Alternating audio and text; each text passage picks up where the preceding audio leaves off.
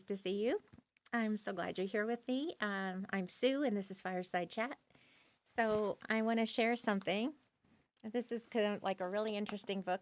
It's called Alien Lives Matter by Timothy Green Beckley. And so, it's okay to be gray. So, that's good to know, right? That's good to know. I'm going to go a little closer to my mic here. So, there's a collection of stories and a great deal of photographs and there's all these little stories about, I guess, people who have maybe experienced other people or creatures or aliens. And so it is kind of interesting. And so, yeah, I, of course, didn't write any of this, but I just think it's entertaining. And so we can just kind of like spend a few minutes looking at it. So, Alien Lives Matter. So, this is one of the little stories. It says, Scrolling Through the Pages of Antiquity by Timothy Green Beckley. So he says, I hesitate to say that the pages of history are littered with reports of UFOs. You just have to take the time to go through a million pages of material to extract what you are looking for, and chances are you never will unless you are Charles Berlitz or Zachariah Sitchin and can transcribe scrolls and texts in little known or dead languages. You might think that researchers that have come before you have done most of the dirty work, but the truth of the matter is that in all actuality, they have only touched the tip of the iceberg. If I listed all the sources available on the internet, most of them repetitive, I must add, the number of listings would go on for dozens and dozens of pages, thousands of posts in all likelihood. But no need to be redundant, as we promise to pull only the most substantial of reports, leaving the actual litter behind. A few of the most worthy of the worthy incidents of ancient times follow below. So this little section is called a flesh and blood extraterrestrial question mark. Okay, so we know that UFOs have been seen since cavemen were able to take a chunk of rock in hand and depict what they saw on cavern walls. There are even forms, crude indeed, that appear to be long armed alien type figures stretching arms wide toward the heavens with circles upon circles circling above their heads. How can we be more direct? Just about everyone has heard of the green children of Woolpit. I guess I'm the only one who hasn't, who were found wandering in the mouth of a cave. At first, they were not able to verbalize any known language, but once they learned a bit of Brit, which is early English, they told of a hidden world from whence they had come.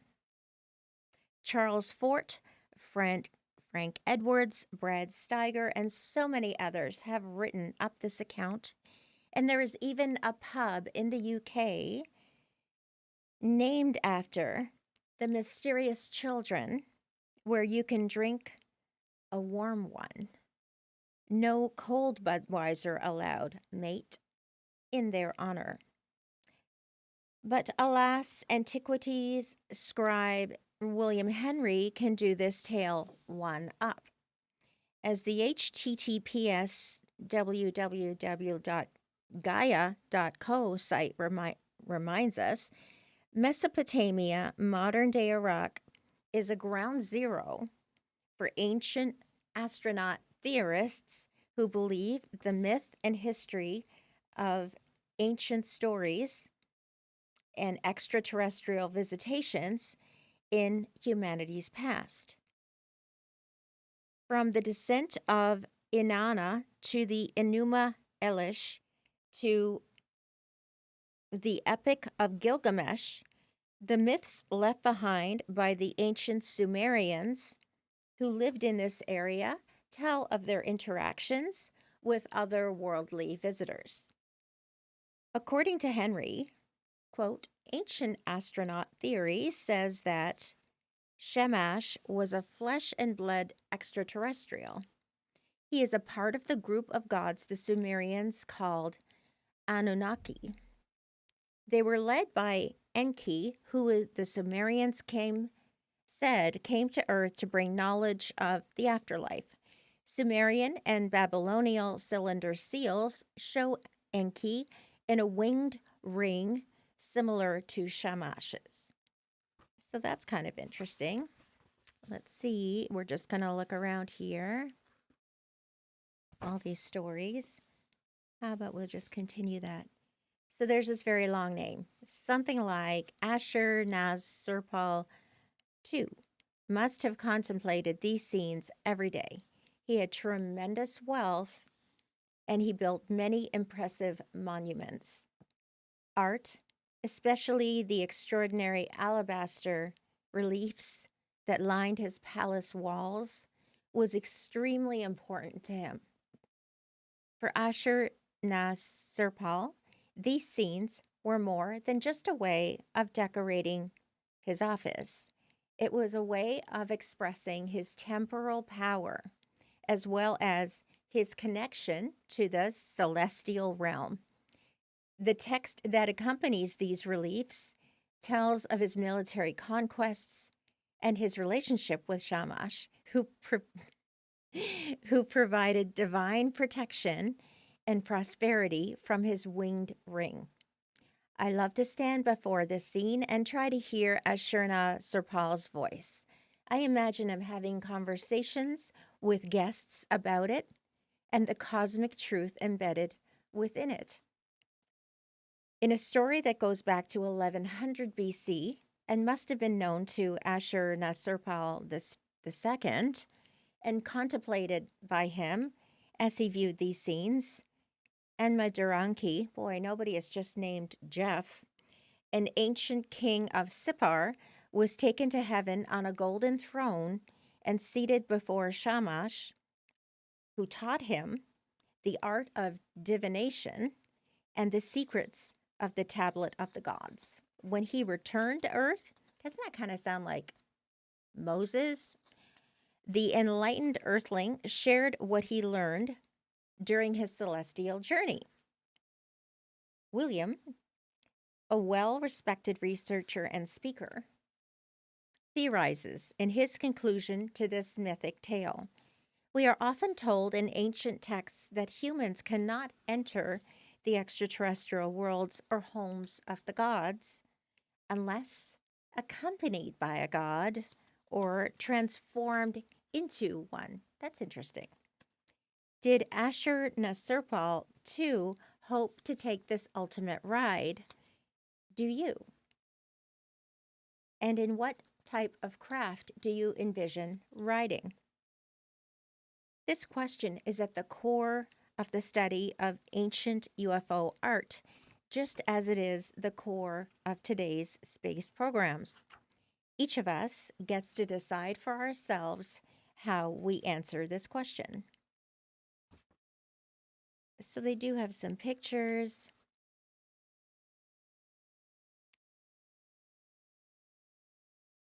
Publisher's note: the sky was filled with signs and wonders. If you asked me what one of my favorite reference works would be for reports of the strange and unusual in history, I would, of course, initially point to the books of Charles Fort, and Fort is spelled F-O-R-T. One of the books is Book of the Damned. Another is Wild Talents. Then I would say that you have to turn to Wonders in the Sky, Unexplained Aerial Objects from Antiquity to Modern Times by Jacques Vallée and Chris Aubeck. The Great Configuration, reported by many residents of Nuremberg, is a most tantalizing one. That's a cool word. Skeptics have tried to tell us that the objects in the sky represented some sort of atmospheric phenomenon, but it was too early in the day to be a leftover meteor shower. from the night before. There were no comets seen in the heavens, and Dr. Hynek wasn't around to point the finger at swamp gas. Thus, I can't help but quote the first couple of paragraphs by Vallée and Abeck as they lay out the fascinating storyline of this historically important incident. And I quote, "Imagine that we have been transported back in time to Hamburg, Germany, on the 15th day of December in the year of the Lord 1547. Historian Simon Goulart, in his Trésor admirable et mémorable de notre temps, writes that on that day the sailors who were aboard ships in the harbor of Hamburg saw in the air at midnight a glistening globe as fiery as the sun. It rolled towards the north, emitting so much heat that people could not remain inside the ships, but were forced to take cover, thinking that the vessels were about to burn up." A meteor? The behavior of this aerial phenomenon is not typical of meteors, which are too high in the atmosphere for their heat to be felt on the ground. In any case, a meteor would have passed overhead in seconds, never giving people aboard the ships time to run away from the heat. Globular lightning? Unlikely in the absence of thunder or stormy conditions. Lacking more information, we have to classify the incident as an unidentified flying object. Hungering for more details, you say? Well, let that be no obstacle as we uncover this more detailed description of what went on back before your mother or her mother were born.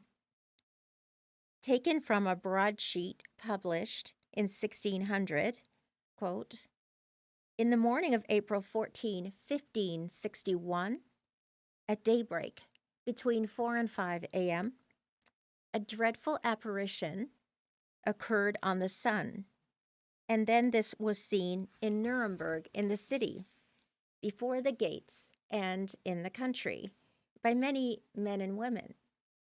At first, there appeared in the sun, in the middle of the sun, two blood-red semicircular arcs, like an arc,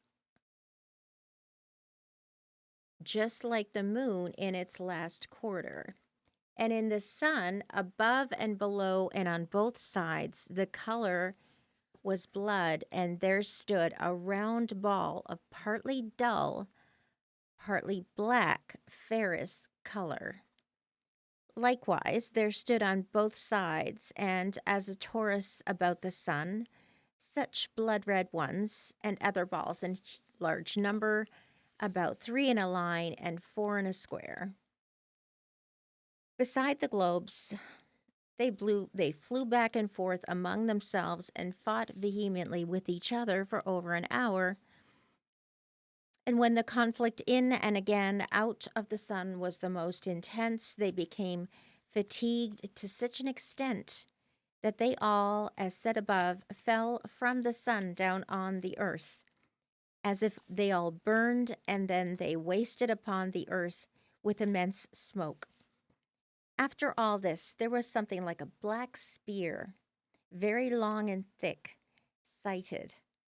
The shaft pointed to the east, the point pointed west. Whatever such signs mean, God alone knows." Let's see, there's so many interesting stories here. Different sightings and things like that. So here, a big mystery still remains. So is it possible we are gearing up to defend ourselves from a ravaging group of aliens who might have been clobbered on the battlefield or knocked out of the sky at one time or another by one of our combatant forces? They could be coming back after thousands of years if their timeline is different than ours. Or it could be caused by one of those hunters who chased them up a tree or a security guard with an itchy trigger finger.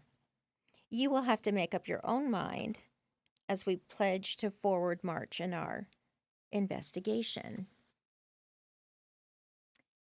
So, just like with when Space Force was talked about, when the idea was first floated, definitely providing fodder for late night hosts, newspaper cartoonists, and comedy writers. There was a similar reaction when Ronald Reagan unveiled the Strategic Defense Initiative in 1983, which is a proposal for space based weaponry that was quickly dubbed the Star Wars defense system by pundits in the media. Meanwhile, senior military officials have raised concerns about how much the Space Force will cost. And former Defense Secretary Jim Mattis, Mad Dog Mattis, warned against rushing into creating the force without clearly defined goals. I do actually wonder how much it costs for the Space Force as well. Nevertheless, General John Raymond, the designated leader of the Space Force, told reporters, "This is not a farce. This is nationally critical. We are elevating space commensurate with its importance to our national security and the security of our allies and partners." Raymond acknowledged that while it would take time to develop the force, we are moving out with due diligence to make sure that we do this right. About 16,000 Air Force active duty and civilian personnel are being assigned to the Space Force. The new branch will fall within the Department of the Air Force, but will ultimately have its own representation on the Joint Chiefs of Staff, according to the text of the law that created it. That makes it similar in structure to the Marine Corps, which is part of the Department of the Navy, but has its own seat on the Joint Chiefs.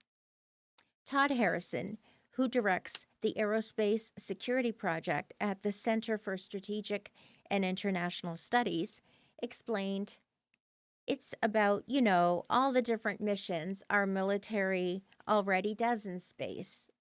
Just making sure that we're doing them more effectively, more efficiently. It will create a unified, centralized chain of command that is responsible for space, because when responsibility is fragmented, no one's responsible." Harrison added that the Space Force is not about putting military service members in space. It has nothing to do with NASA and is not concerned with protecting Earth from asteroids or aliens.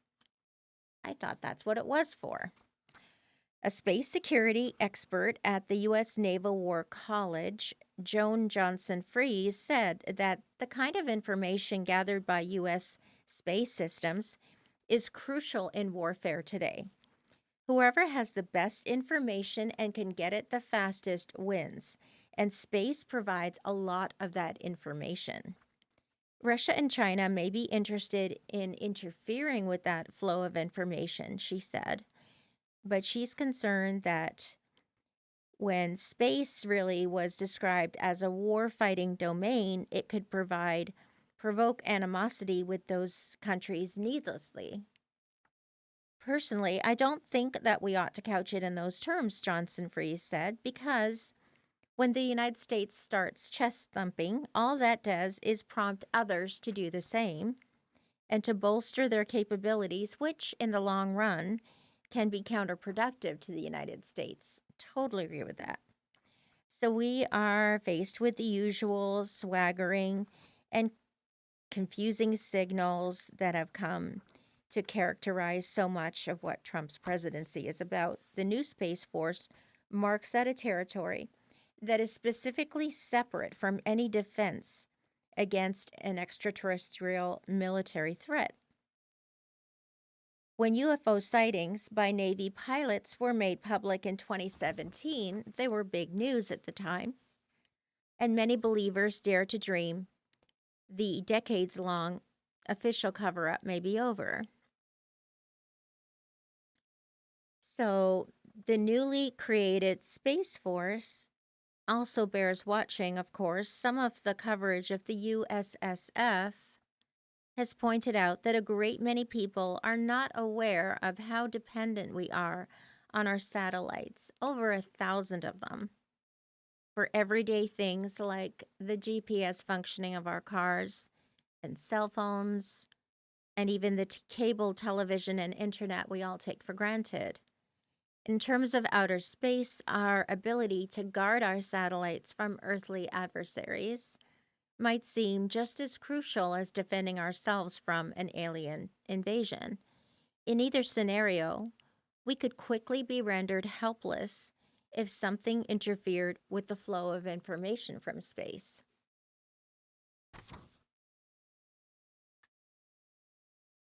So let's see, is interesting. This is a kind of a look but don't touch more hostile interactions with humans. While traveling through the galaxy, you may come across a small spiral arm called the Orion Arm. In this charming and picturesque location, you will find a small yellow star with 4 rocky planets and 4 gas giants. The third planet from this star should be avoided, as one life form on this planet is considered extremely dangerous. Since the time that this planet was first discovered, it remains debatable when this actually occurred, since there is evidence that an unknown and now vanished interstellar civilization may have found and colonized this planet first. One life form has dominated and infested the planet to such a degree that it now threatens all other native life. This infestation has continued to spread exponentially, and there is fear that somehow this life form will find a way to spread beyond its solar system. Because of this, only officially authorized missions are allowed to this planet. Early expeditions to this planet were able to conduct themselves with minimal threat from the humans. This is the name by which the dominant life form referred to themselves. However, as the humans began to gather in larger groups, our expeditions had to increase their security to remain undetected. As good as the security was, there were a number of mistakes at times that led to disaster. So let's see. In our own sky appears new corroboration of the greatness of the sea, which Britain, when the people had finished attending a service and were leaving the church, and it was dull and dark outside because the sky was covered in dense cloud, there appeared the anchor of a ship among the tombstones. Its hook stuck under a fence, and the stretched cable went high into the sky. Everyone was amazed by this vision and spoke much about it. At last, they saw the cable begin to move as if someone were trying to move the anchor. When the anchor remained stuck, a voice was heard in the heavy air, as of sailors when they seek to recover a stuck anchor. Without delay, the work going nowhere, the crew chose one sailor who came down the cable. He came down hand over hand, just as our own sailors do. As soon as he let go, he was seized by those who were standing close by. He died in their arms, suffocated by the damp of our heavy air, as if drowned in the sea. The sailors who remained above decided that their companion had drowned. After 1 hour, they cut the cable and sailed away, leaving the anchor behind. Afterwards, following prudent advice, it was decided to make iron fittings for the church doors out of this anchor in commemoration of the event. They can still be seen there.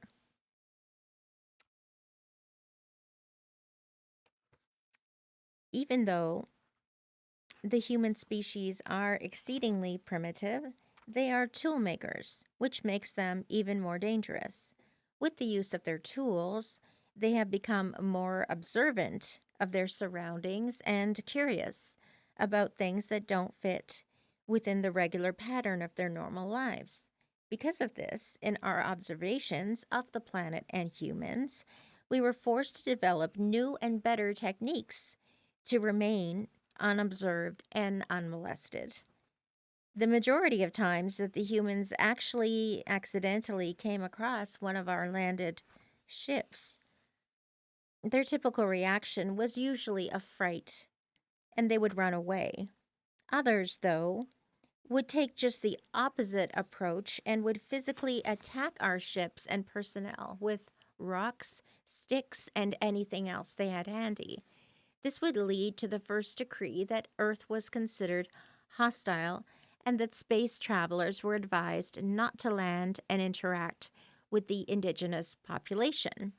However, it soon became apparent that even traveling above the planet was considered by the humans to be an act of hostility, and they responded violently whenever they had the chance. So this is a story. American troops attack UFO during Korean War. Scientific observations of humans during their many conflicts often resulted in our observers getting accidentally caught up in the violence. This report comes from John P. Timmerman of the Center of UFO Studies. In May 1951, during the Korean War, PFC Francis P. Wall and his regiment were preparing to bombard a nearby village with artillery. Suddenly, a strange light glowing like a jack-o'-lantern drifted into view. The light hovered over the village, where it would get right into the center of an airburst of artillery, seemingly unharmed by the blasts. The object, which at first had been glowing orange, now turned to a bright, pulsating blue-green light. Wall received permission from Lieutenant Evans, his company commander, to fire at the object with armor-piercing bullets from an M1 rifle. He recalled that as the bullets hit the body of the craft, they made a distinctive metallic ding. The object, which had previously been silent, began to make a sound like diesel locomotives revving up. It then aimed a spotlight at the Americans. We were attacked, Wall said, swept by some form of a ray that was emitted in pulses, in waves that you could visually see only when it was aiming directly at you. That is to say, like a searchlight sweeps around and the segments of light, you would see it coming at you. He remembered that every time the light would hit him, a burning or tingling sensation swept over his body. The men rushed into underground bunkers and peeped through the windows, watching as it hovered over them for a while, lighting up the whole area with its light. Eventually, it shot off at a 45-degree angle and disappeared into the night. After the incident, the entire company of men was evacuated by ambulance with special roads cut to haul out those too weak to walk. When they finally received medical treatment, they were found to have dysentery and an extremely high white blood cell count. Symptoms that sound suspiciously like exposure to radiation. According to Wall, many of his fellow squad members continued to suffer from ill health for years after the encounter. Even Wall, after he returned to the U.S., continued to have lasting after effects of the illness, including permanent weight loss, stomach problems, and periods of disorientation and memory loss. Military jets ordered to fire on UFOs. And the United States' growing concern about UFOs resulted in a top level order to shoot down UFOs in 1952. This order extended to U.S. military personnel stationed in other countries as well. One such incident involved a U.S. Air Force pilot stationed in RAF Manston in 1957. According to Milton Torres, who was part of the 406th Fighter Wing, two fighter jets from the 406 were given the signal to scramble and vectored over the North Sea just east of East Anglia. Torres was flying an F-86D, which is a Super Sabre jet fighter, and was told by ground control that an unknown blip on radar was orbiting the East Anglia area. This blip was following very unusual flight patterns and could not be identified using all of the normal procedures. Torres was instructed to try and get a visual on the UFO, but he was not able to do so because of clouds. Unexpectedly, he then received an order to fire a full salvo of rockets at the UFO. Torres was aware of the gravity of the situation and asked for authentication of the order to fire. Almost immediately, he received the verification and he proceeded to ready 24 rockets to salvo.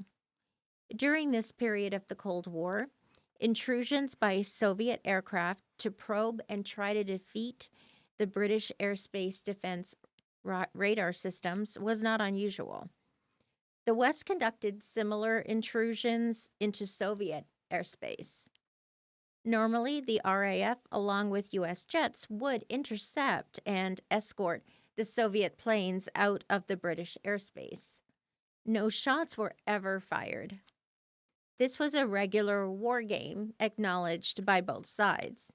Torres and his wingmen knew that something completely different was taking place, and the situation had suddenly turned very serious. The fighter jets were instructed to climb to 32,000 feet and to look 30 degrees to the port for the bogey. Torres would later recount that the object was now less than 15 miles away and was burning a hole in the radar scope with its incredible intensity. Under normal conditions, it was only possible for the F-86D's radar to lock on to a similar jet under a 10-mile range. The larger the airplane, the easier the lock-on.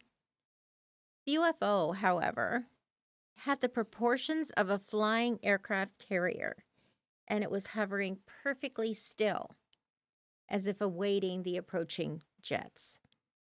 At about 10 seconds to go to fire, I noticed that the overtake position was changing its position on the scope, Torres said.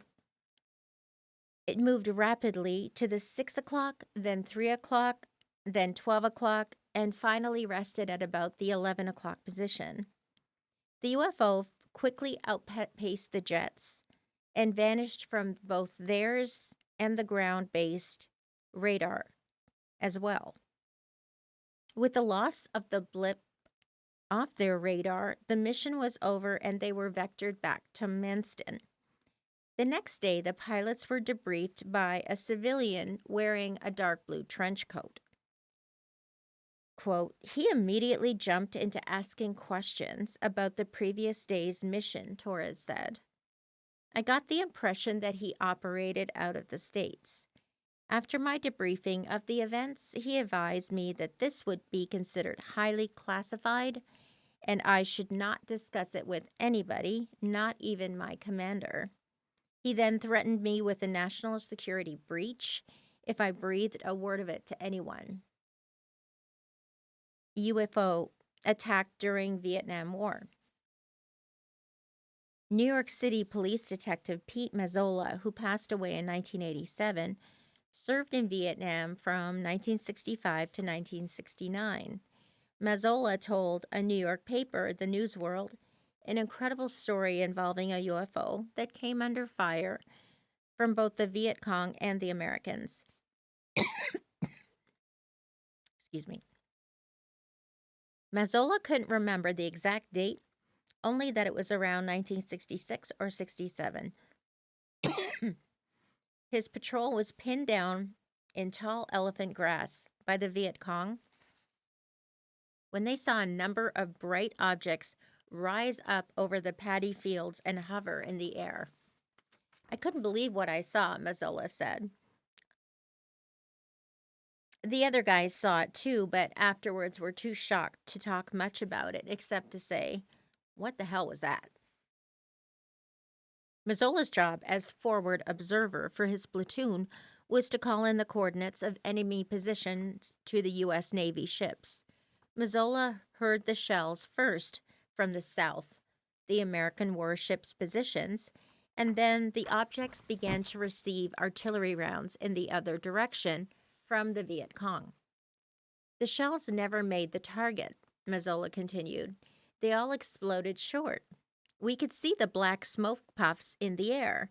The glowing object continued to hover silently, gracefully, and in less than 5 minutes, they shot straight up in the air and were gone.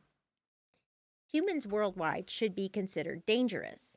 It's not just during wartime that humans can react to our ships with force. In September 1973, at Great Lakes Naval Base, a craft was seen by instructor RK Gunnery School, grade E4, while delivering a sealed envelope to the commandant in his Quonset hut. He was surprised to see a 30-foot in diameter, saucer-shaped craft resting on a wooden platform. The man described the saucer as silvery blue and shimmering.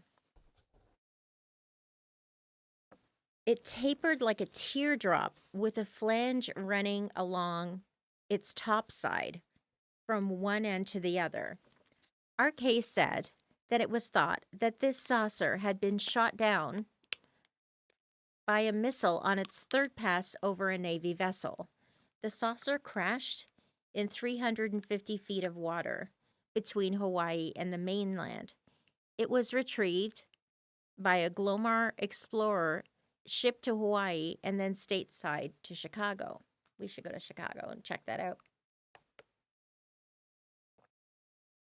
After similar encounters with hostile humans, steps were taken to prevent our ships from being fired upon. One example of such a success happened on September 19, 1976, over Iran. After civilians reported seeing a UFO, the Iranian Air Force scrambled an American F-4 Phantom for intercept. As the F-4 was vectored towards the UFO, all communications and instrumentation were suddenly lost.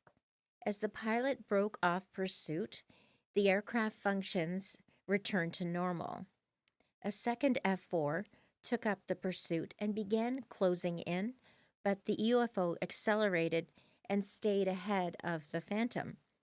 Radar returns showed that the strange object was the size of a 707 tanker, and it could be clearly seen by the pilots, who reported that multicolored flashing lights were visible on it.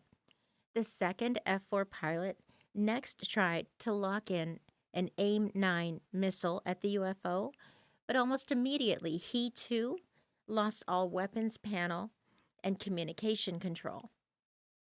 While the Iranian pilots tried to regain control of their instruments, the UFO suddenly ejected two small, brightly glowing lights, one of which began to follow the F-4. After evasive action by the F-4, the smaller UFO returned to the larger UFO. The other smaller UFO appeared to land, so the pilot decided to investigate. The landed UFO appeared to be around 12 feet in diameter, but it extinguished its light as the F-4 flew overhead.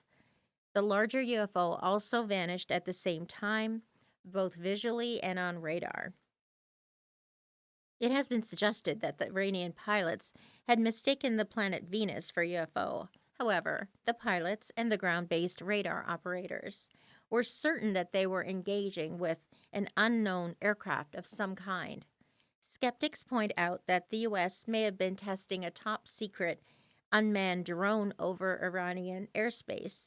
It is not known whether or not the U.S. had the drone technology capable of producing the unusual effects experienced by the F 4 fighter jets at that time. The U.S. is not the only country on Earth to have acted with hostility to our visiting spaceships. Once again, this incident shows our success in handling potentially dangerous encounters with humans with no injuries or deaths to either party. Interesting.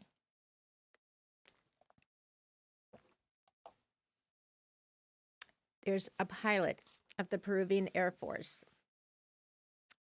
He says, I am Oscar Santa Maria Huerta, official pilot of the Peruvian Air Force, currently retired. On April 11, 1980, at 7:15 in the morning, 1,800 men were in formation at the air base of La Joya, Arequipa. They all observed a stationary object in the sky, which looked like a balloon at about 3 miles distance and approximately 1,800 feet altitude. It was luminous because it reflected the sun. My unit commander ordered me to take off in my Sukhoi 22 jet to shoot down the spherical object. It was in restricted airspace without clearance, and we were concerned about espionage.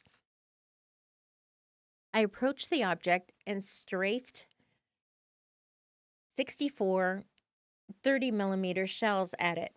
Some projectiles went towards the ground, and others hit the object fully, but they had no effect at all.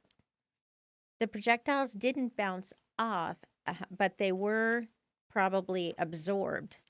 The cone-shaped wall of fire that I sent out would normally obliterate anything in its path.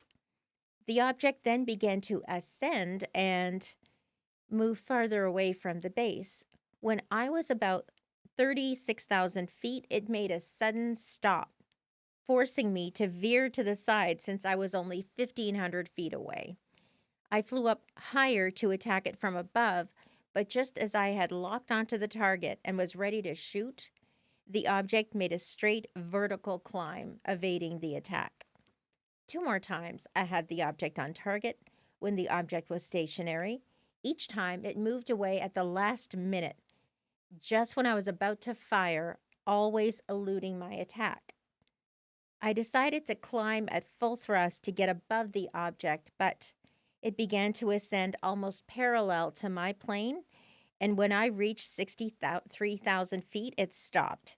At this point, I came within 300 feet of the UFO. It was about 30 feet in diameter. It had no engines, no exhausts, no windows, no wings or antenna. It lacked all the typical aircraft components with no visible propulsion system. It was at that moment that I realized that this was no spying device, but that it was a UFO, something totally unknown. I was almost out of fuel, so I couldn't attack or maneuver my plane or make a high-speed escape. I was afraid. I thought I might be finished. When I had calmed down, I radioed for another plane to come and have a look, trying to hide my fear. They said, no, it's too high, just come back. I had to glide partway down due to lack of fuel, zigzagging to make my plane harder to hit, always with my eyes on the rear view mirrors, hoping it wouldn't chase me. It didn't. I spent 22 minutes maneuvering with this object. After I landed, the object remained stationary in the sky for about 2 more hours for all to see at the base. Everyone at the base could see it. Throughout this presentation, we've discussed how dangerous humans can be when encountered in their airspace and on the ground. Nevertheless, we can't emphasize enough that humans are hostile under any type of conditions. Our underwater explorations on Earth are considered to be the safest. This is due to the fact that the planet has a much larger water than land ratio, and humans do not have that big of a presence in their oceans. This does not mean that our explorers and scientists are entirely safe, as this unpleasant encounter shows.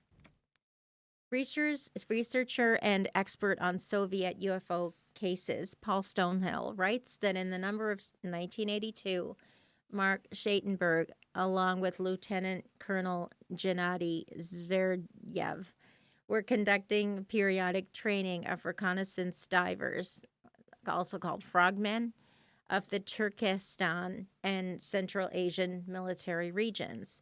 The training exercises had been taking place at the Issyk-Kul Lake, a deep-water lake in the Transilsk Alatau area.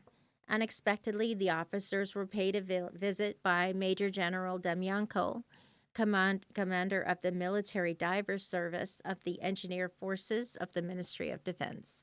Demyanko told the local officers of a bizarre event that had occurred during underwater exercises at Lake Baikal in Siberia.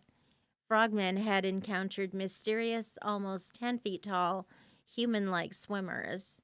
Despite the icy waters, the swimmers were only clad in tight fitting silvery suits and not wearing aqualungs but sphere like helmets concealing their heads. Alarmed by these encounters, the local military commander decided to capture one of these creatures. A special group of 7 Soviet frogmen chased one of the strange swimmers and tried to ensnare the creature with a net. Instead, the entire group was violently thrown by a powerful force out of the deep water to the surface. Due to their sudden ejection from the deep waters, all of the members of the ill-fated expedition were stricken by decompression sickness, known as caisson disease. The only treatment available was to place them in a decompression chamber. Unfortunately, the closest one could only handle 2 people at a time. 4 frogmen were put into the chamber, but 3 ended up dying. The rest suffered permanent injuries. The reason that Major General Demyanko rushed to Issyk-Kul was to warn against similar devil-may-care actions. Although the Issyk-Kul Lake is not as deep as Lake Baikal, both lakes reportedly contained similar mysterious humanoids. So this is interesting. There's a lot of stories and a great deal of pictures and stories about unusual things, I guess, that people have seen and from different points of view. Certainly, like some of these descriptions under hypnotic regression, this person, Julio, remembered driving to a narrow dirt trail where the engine failed and the lights went out. His dog started growling, so as a precaution, Fernandez took his Winchester semi-automatic shotgun out of the trunk and loaded it. It was then that he noticed 2 human-like beings coming down the road. The humanoids wore seamless one-piece pastel green coveralls that reached to the feet and gave off a very faint glow. Their uniforms had neither zippers nor openings and gathered at the waists. They wore pale yellow cowls or hoods, leaving only the face uncovered. The men were about 6.5 feet tall and seemed unusually muscular. They had exceptionally long arms and hands, large heads, and very large eyes. Julio felt a sense of peace and calm envelop him when the beings telepathically asked that he follow them. Fernandez obeyed, taking along his dog and the gun. Fernandez was taken to a huge metallic mushroom-shaped craft that had been hidden behind 2 hills at the bottom of a small valley. The man and his dog followed his otherworldly hosts into the ship and to an upper-level flight deck. They were greeted by a 3rd being who assured Fernandez that he was in no danger. The humanoids were extremely interested in Fernando's dog and asked them if they could examine it. He said they could, convinced they would not harm the animal. They lifted the dog up into a table and took blood samples from one of its paws with a syringe. Suddenly, there was a short whistling sound, and the men went and sat in front of a screen located on a control panel. A man appeared on the screen and conversed with with the crew in a language that Fernandez could not understand. After about 2 to 3 minute discussion, one of the crewmen asked Fernandez about his rifle and wanted to know what it was used for. Fernandez began to explain to them that it was a gun to hunt animals. Hunting because you have to? One of them asked. No, because it amuses me, he replied. At this, the tallest of the three made an almost invisible gesture as if to say, the savage. They then asked to examine the rifle. The crew passed it back and forth between them, looked at it with great curiosity. Fernandez got the impression that the men were surprised by what a rifle was capable of doing. Before he gave them the gun, he had taken out the cartridges simply because he did not want them to accidentally shoot themselves. They asked what the cartridges were used for, and he explained how when the lead balls came out of a cartridge, when it was fired, when asked if they could have the cartridges, Fernandez gave them two. At this point, they told Fernandez that he could leave the craft. He took his dog and his rifle, and with the crew members who always accompanied him, they walked out of the ship. By the time they got back to his car, the memory of the past few hours began to fade. He couldn't figure out why it was almost noon and why he was missing two of his cartridges, as if he hadn't done any hunting. As he drove back home, he could remember bits and pieces of the incident, but did everything he could to try and forget what had happened. It wasn't until later, when he agreed to be hypnotically regressed, that the full details of his strange encounter began clear. So that's interesting. So if this happened, if these things are actually possible to happen, they are interesting stories, and I feel like they're pretty entertaining. And I think that maybe we could read some more another day because it's kind of unusual, right? I do know that I know of a hypnotherapist that is very good at what he does, and he became a hypnotherapist by first becoming a dentist, and he would hypnotize some of his patients with their, of course, with their permission, certainly. But he would sometimes witness these patients telling him extraordinary stories. So I will definitely see if I still have his book, and maybe I could tell some stories of what he experienced. I think he still tours and he still writes. And so I think I have books by him, so I'll be happy to bring them in and we can introduce them to you. I end? No, okay. So yeah, I think that'd be really interesting. I do have some books that I could share that have interesting stories and just things that kind of make you think. And if there's anything to do with if it helps people, if it relaxes people, or if it helps them to understand something about themselves, it can be very useful. And my dentist friend, he actually used it to relax people during dental procedures, so he used it for good. And the extraordinary thing is that CBS actually made a movie about one of his patients, and it was called something like The Case of Bridie. I don't remember the name, but it was like a Scottish name, and I'll have to look it up, and then we can talk about that, and maybe I could show a clip of it in a show. So that'll be interesting. I think that's kind of cool because he still tours and he still writes books. So we'll talk about that, more to come. And thank you so much for your kind attention and listening to these interesting stories. And we'll do some more. That was really fun. Thank you.